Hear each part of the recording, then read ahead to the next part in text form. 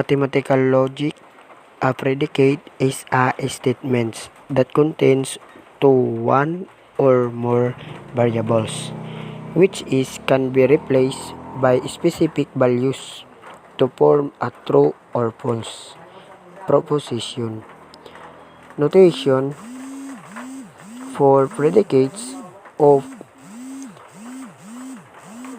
often use symbol to represent them, like px to indicate a predicate p allied to the variables of x, scope or truth of predicates over domain of values. Also, a predicate is a statement that becomes true or false, depending on the values of its variables.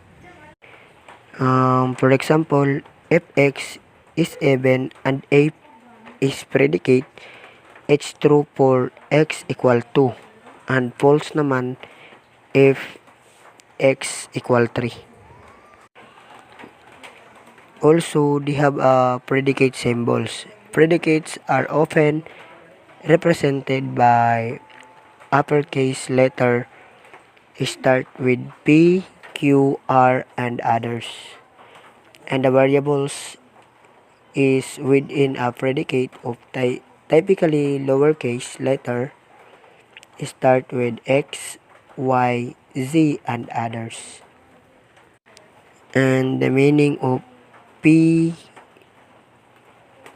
of X is P function of X.